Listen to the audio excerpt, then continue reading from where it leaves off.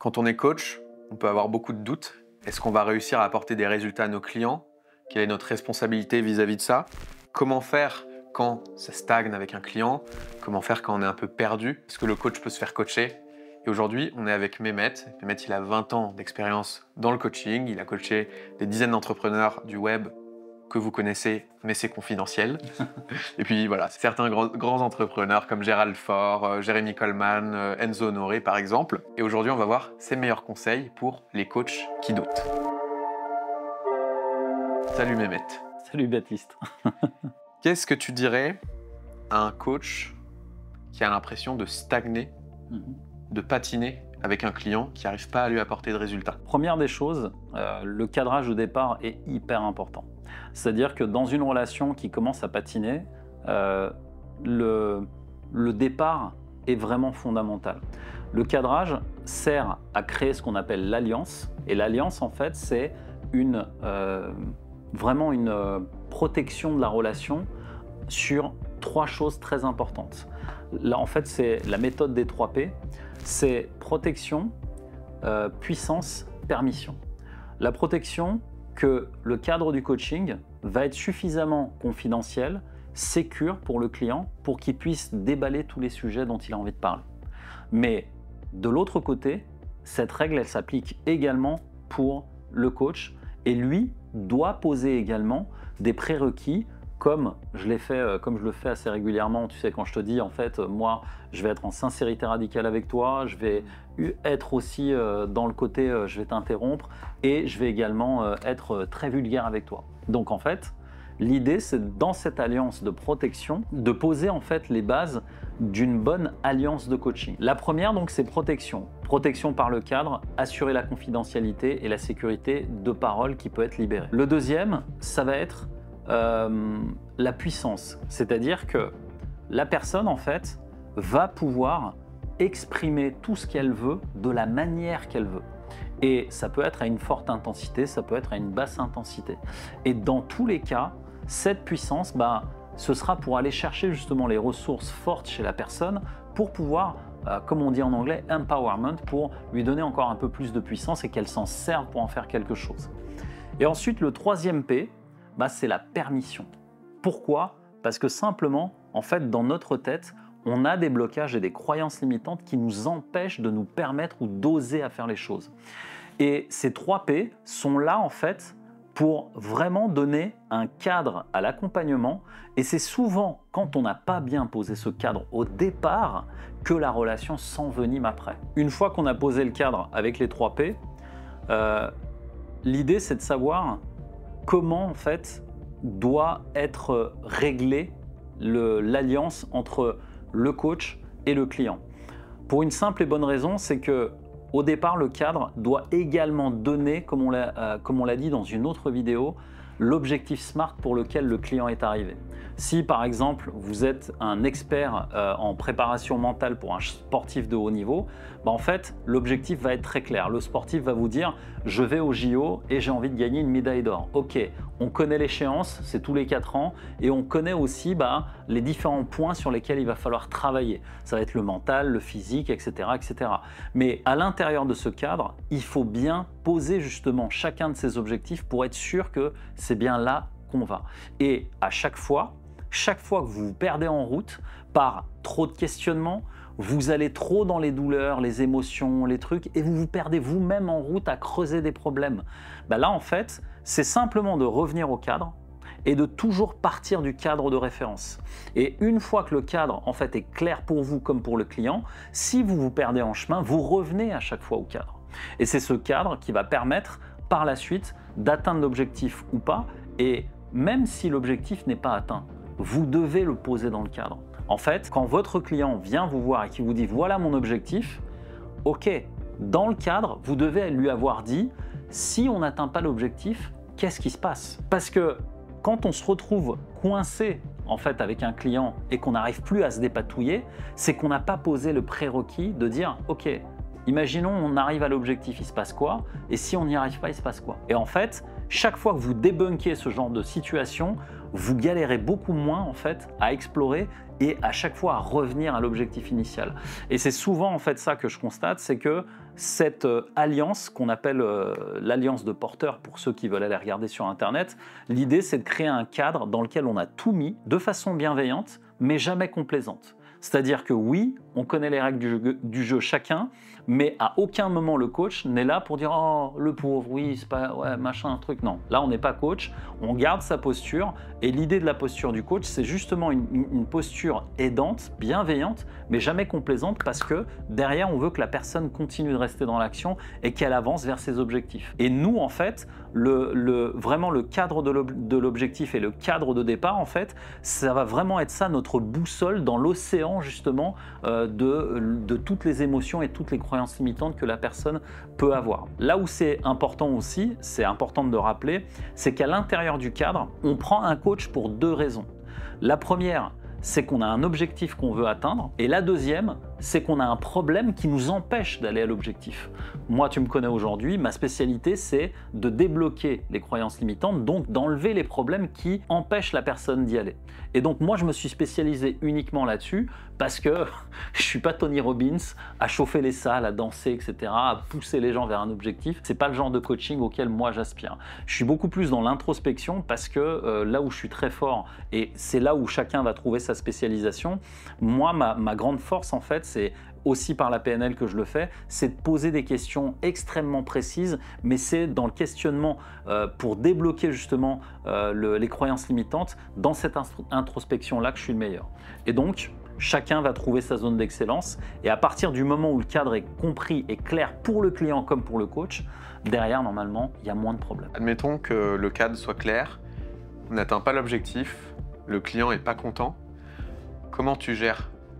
Toi, pour déjà ne pas perdre totalement confiance en tes compétences, comment tu gères aussi la situation pour ne pas, on va dire, griller ta réputation? Alors, quoi qu'il arrive, la réputation, c'est quelque chose de subjectif. Je connais des gens qui ont en fait une réputation sulfureuse, mais qui sont toujours aussi reconnus et dont on parle encore aujourd'hui. Je peux te donner un exemple que les gens dans la vente connaissent bien, c'est Jordan Belfort, le loup de Wall Street. On connaît ce qu'il est, le mec. Aujourd'hui, il fait des conférences, on l'invite, il continue de faire des conférences dans le monde. Pourtant, tu regardes le film avec Leonardo DiCaprio, mais tu te dis, c'est pas possible en fait. Et par contre, le mec, il est toujours là. Donc attention, une réputation, c'est très subjectif. Un jour, t'es une idole, l'autre jour, t'es broke, et personne ne se souvient de toi. Tu sais quoi? Ça, c'est dans la tête des gens, et je n'ai aucun contrôle dessus. Donc quoi qu'il arrive, c'est pas sous mon contrôle, donc j'ai pas envie de m'arrêter là-dessus. Par contre, le client est pas content. Évidemment, émotionnellement, c'est trigger. Parce que c'est toi qui l'as coaché, c'est toi qui devais l'aider à comprendre des choses, ça n'a pas marché. Ok, première étape, c'est je reçois ça, ça me fait chier, mais en quoi ça me fait chier? Est-ce que c'est mon ego qui parle, qui dit non, moi de toute façon, j'accepte pas les critiques, ou c'est oh non, il a raison et je suis une grosse merde, ou ça va être oui, mais moi j'ai respecté le protocole, je comprends pas. L'idée, c'est qu'on va soit réagir avec notre mental, soit avec nos émotions, soit avec nos instincts. Et chaque personne étant différente va avoir un comportement différent. En fonction de ça, regardez ce que ça appelle en soi, et surtout le plus important, prendre un temps pour le digérer. Pourquoi? Parce qu'on est des humains et que le temps de frustration, il faut se donner un délai pour ça. C'est oui, j'entends la critique, mais de combien de temps j'ai besoin pour pouvoir me dire bon, ok, il a raison le mec, j'ai merdé peut-être, ou je dois remettre quelque chose en question. Et en fait, accepter que oui, on n'est pas parfait, c'est sortir aussi de l'idée que chaque client doit être content. Et on en avait parlé dans une autre vidéo, il faut sortir du perfectionnisme et du 100% parfait, 100% de mes clients vont être satisfaits. Faux, archi faux. Toutes les entreprises planétaires aujourd'hui, elles ont toutes un taux entre 0 et environ 5 à 7% de clients insatisfaits qu'on essaye de satisfaire. Mais malgré tout, la personne n'est toujours pas contente. Bon bah, il y a des fois, faut pas chercher plus loin. Et c'est pas parce qu'on est coach que ça doit faire exception à la règle en fait. Oui, vous aurez des clients insatisfaits, je vous l'annonce tout de suite. Vous en aurez. Arrêtez de fantasmer sur le fait que tout le monde sera satisfait parce que vous êtes un joli papillon du coach, du meilleur coach qu'on connaît aujourd'hui sur le marché. Non, vous n'êtes pas exceptionnel. Vous devez simplement voir en fait le feedback comme un cadeau. Et pour ça, il y a un des présupposés PNL que j'adore qui permet justement de relativiser les choses.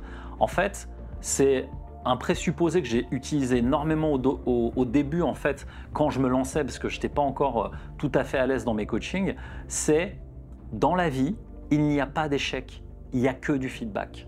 Et en fait, cette règle PNL, plein de marketeurs l'ont repris, etc.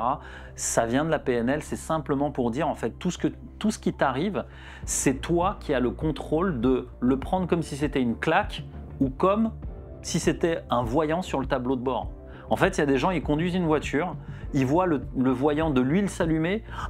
Oh merde, mais qu'est-ce qui va se passer? Oh putain, si je dois payer le garagiste. Oh. Et ils se mettent en panique, en fait, pour un voyant qui s'allume. Et il y en a d'autres, ils vont voir, ah tiens, il faut de l'huile, bon bah je vais remettre de l'huile. Point. Et l'idée, c'est comment toi, tu veux contrôler ça dans ta vie. Et en fait, chaque fois que tu prends ça comme un feedback, bah, tu te rends compte que le client qui n'est pas content, en fait, il te dit, regarde, là, t'as merdé, arrange ça. Et en fait, il te donne un angle mort à renforcer. C'est pépite, en fait. Et le problème, on le prend de façon personnelle parce que la manière dont le client va le dire, c'est ça qui énerve le plus, en fait. Parce que tu as passé du temps, tu lui as donné tous tes trucs, machin, et après, à la fin, il dit « Oh putain !» Et là, tu es pris personnellement, tu vois. Donc, il y a aussi un livre que tout le monde connaît, c'est Les accords Toltec. Ne rien prendre personnellement. En fait, il critique un outil que tu as utilisé sur lui qui n'est pas adapté à cette personne. Donc ça veut dire que dans ta manière de coacher, dans l'outil que tu utilises et dans la façon dont tu l'as apporté, c'est pas la bonne méthode. Donc peut-être que avec ce type de client et le profil que tu as, il va falloir changer de méthode. Et là, c'est pour ça que c'est de l'amélioration continue. Là, on est dans le Kaizen. Tu améliores 1% de ta méthode tous les jours, tu es sûr que ça va faire effet boule de neige après.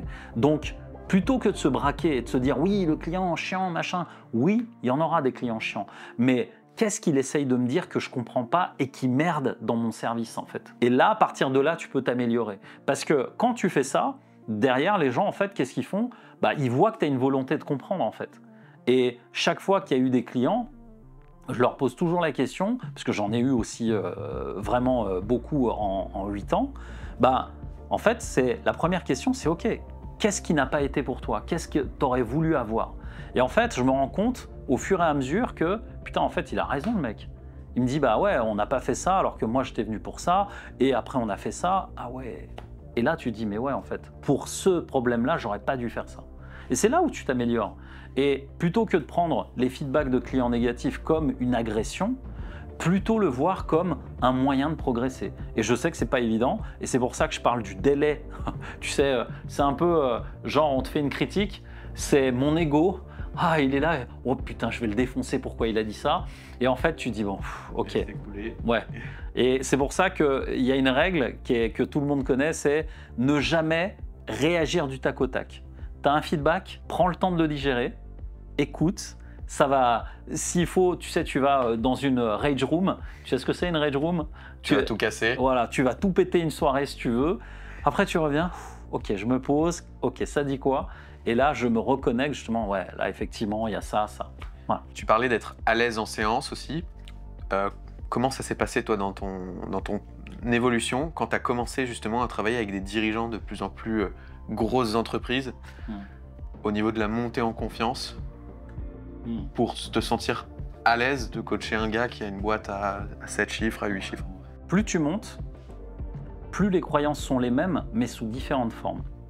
Je vais te donner l'exemple d'un client que j'ai qui a 6 entreprises, il fait vraiment un chiffre à 8 chiffres annuels. Et l'idée, c'est que ce client, en fait, il a les mêmes problèmes que les clients que j'ai eus au tout début, qui étaient débutants. Il a la peur du regard des autres. Mais attention, elle a une autre forme. En fait, quand tu commences, la peur du regard des autres, c'est genre, tu veux lancer ton business de coaching, tu vois, et ton business, tu as envie de le lancer, mais tu as peur d'être critiqué par ta famille, par tes amis, par machin, et trucs, s'ils me voient sur les réseaux sociaux en train de parler de mes services, mais qu'est-ce qu'il va dire? Et en fait, c'est la même chose, mais transposée à un volume de chiffre d'affaires et d'entreprises complètement différentes. Parce que lui, en fait, quand il prend une décision ou quand il dit un truc, ça impacte plus de 60 personnes dans sa boîte. Et donc, chaque fois qu'il doit dire un truc, c'est « mais si je leur dis ça, est-ce que la manière dont je vais le dire, ça ne va pas créer des confusions ?» Parce que chacun de ces mots peut avoir un impact direct sur le chiffre d'affaires. Mais là, on est toujours dans la peur du regard des autres, sous une autre forme. Parce que lui, quand il va parler et qu'il va appuyer sur un sujet important pour la boîte, il a peur que ce soit mal interprété de l'autre côté par les salariés ou par les managers. Et donc, on va plus travailler sur l'aspect, la manière en fait de dire les choses pour débunker cette croyance finalement qui est là et qui empêche de dire les choses. Et une fois qu'on a trouvé la bonne solution, ces gens-là, en fait, la seule différence que je vois avec les débutants, c'est la capacité de passer à l'action en une fraction de seconde. C'est ça qui est ouf, c'est que avec des personnes qui ont déjà en fait des grosses boîtes, des grosses structures, ils gèrent des gens, etc. C'est des gens en fait, comme ils ont toute une journée avec des agendas ultra chargés, serrés, etc. Ils ont un temps de cerveau disponible très court. Donc en fait, pour eux, le temps et la capacité à prendre des décisions, elle est d'une fraction de seconde. Ils comprennent ce que je leur donne, dans la minute d'après, ils l'utilisent. Alors qu'avec des débutants, je vais passer 4 séances à leur expliquer le concept avant qu'ils appliquent au bout du 5e ou du 6e coaching. Et en fait, cette capacité d'action, elle est en lien avec le fait que ces gens-là ont compris que l'argent aime la vitesse. Il faut être clair là-dessus. Ces personnes-là, c'est des personnes qui savent prendre des décisions rapides, peu importe l'opportunité et peu importe le risque. Et c'est au niveau du risque, du facteur risque, où là, l'être humain lambda, il va dire « Ah oui, mais si je fais ça, qu'est-ce qui va se passer? Peut-être perdre mon emploi et peut-être que si je me lance, Et en fait, ils n'ont plus ce problème-là parce que oui, ils ont de l'argent, mais ils prennent énormément de risques et cette capacité à résister à la peur du risque est supérieure à la moyenne de tous les entrepreneurs que tu peux croiser qui commencent ou qui sont en middle de parcours. Et en fait, plus tu es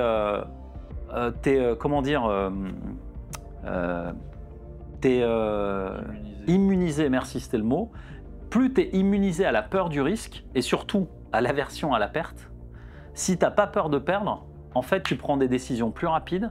Même si tu perds plus vite et tu recommences plus vite. Et c'est ça qu'ils ont compris. Et toi, comment tu t'es senti de te retrouver face à des profils comme ça? Au début, le challenge que j'avais, c'était simplement de gérer l'ego. Parce qu'ils ont une frame déjà énorme, ils se font accompagner même quand ils se font accompagner par moi. Ouais, mais j'ai un coach en productivité qui m'a pas dit la même chose que toi. J'ai machin. Et en fait, ils sont accompagnés déjà à ce 360, si tu veux. L'idée, c'est d'abord de savoir justement, encore une fois, où est le cadre et de revenir toujours à ça. De dire, OK, tu m'as engagé pour telle et telle chose. Où est-ce qu'on en est? Et souvent, ils ont en fait un besoin beaucoup plus frontal que là où normalement tu prends un peu plus de gants, t'accompagnes et tout. Eux, il faut que ça aille vite. Et il faut que ce soit tonitruant. Il n'y a pas de gants, je prends pas de pincettes en fait. Parce qu'au départ, j'avais une posture trop bienveillante, j'étais trop gentil, j'essayais de trop bien faire, trop accompagner, alors que non. En fait, il faut de la brutalité, il faut que ce soit cinglant, sanglant, et plus c'est sanglant, plus ils kiffent. Ils ont un petit côté, tous ces profils-là, ils font soit des sports de combat, soit ils sont aguerris au combat, quoi. Ils savent que l'entreprise, ils vont au charbon, ils vont combattre et ils défendent en fait l'intérêt de l'entreprise comme ça. Et ce qui a été compliqué pour moi, qui est plutôt une nature introvertie, qui essaye d'être toujours bienveillant, etc. Il a fallu que je monte un peu le niveau là-dessus. Il a fallu aussi que je muscle vraiment ce côté adaptation rapide et surtout, ça a été vraiment game changer pour moi aussi, c'est que j'ai raccourci mes accompagnements à cause de ça. Aujourd'hui, en fait, des gens comme ça, je les accompagne sur 4 séances, pas plus. Et en 4 séances, je les flingue et ils repartent, ils sont contents. Et ça suffit largement pour ce genre de profil parce que de toute façon, ils n'ont pas le temps. Sur leur agenda, même caler 1 heure avec moi, c'est déjà challenging pour eux parce qu'ils sont déjà, Ouais, c'est vrai que autant j'imagine des profils plus débutants où ils vont se dire attends mais c'est tel prix mais plus il y a d'heures mieux c'est et tout. Exactement. Alors que eux c'est l'inverse, c'est moins il y a d'heures mieux c'est. Exactement, parce Ils que raisonnent en valeur et pas en. voilà, il résonne en transformation. C'est-à-dire, si je viens avec toi, en fait, c'est quoi la transformation? Eux, ils sont conscients que c'est pas un truc qui va durer longtemps, qui va m'amener, en fait, tu vois, du résultat. Et plus ça dure longtemps, plus ça les fait chier en plus. Donc, sauf si à l'intérieur, tu as prévu un truc qui est complètement différent de ce que tu fais habituellement, et c'est vers ça que je suis en train de tendre aujourd'hui, puisque c'est la demande, en fait, c'est d'amener, ils sont à la recherche d'expérience. C'est-à-dire qu'ils ont vécu une expérience avec moi, c'était assez ouf, ok, c'est quoi la suite? Et là, pour le coup, bah, moi, je vais les emmener dans d'autres sphères. Souvent, le sujet qui revient le plus, c'est lâcher prise surtout mentale et émotionnelle. Et souvent, bah, comme ils ont l'habitude d'être dans une énergie très masculine, très yang, les reconnecter plutôt à l'énergie yin, tu vois, pour aussi montrer un autre pan de leur personnalité auquel ils ne veulent pas regarder ou ils ne veulent pas accéder. Simplement pour avoir plus d'empathie, par exemple. Pourquoi? Parce que c'est des chefs d'entreprise, l'empathie, l'humanité, c'est bon quoi. À des niveaux pareils, c'est pas le sujet en fait. C'est est-ce que c'est rentable? À force d'être comme ça, il y a un côté très froid, tu vois, très métallique, qui les empêche de se connecter à eux-mêmes pour créer des relations dans leur vie intime. Et c'est là où je commence à les emmener. Parce que, en fait, ils se rendent bien compte que ce côté-là, ça marche en entreprise, mais dans la vie perso, il faut un peu plus. Et voilà, et je commence à leur proposer des expériences, je les emmène dans d'autres sphères, et ça, c'est des expériences dont je ne peux pas parler. Excellent teasing. Et ben on va en rester là. Est-ce que tu as un mot de la fin pour les coachs qui doutent? Arrêtez de douter. Parole de coach. Non, pour les coachs qui doutent, ne doutez pas du cadre de départ. C'est la seule chose qui vous protège et qui protège votre client. C'est toujours le cadre, le contrat de départ et posez tout ce qui peut vous gêner durant l'accompagnement. Dites-nous ce que vous en avez pensé de ce format-là. Est-ce que vous avez trouvé ça pertinent? Et puis abonnez-vous à la chaîne. Et puis on se retrouve dans une prochaine vidéo.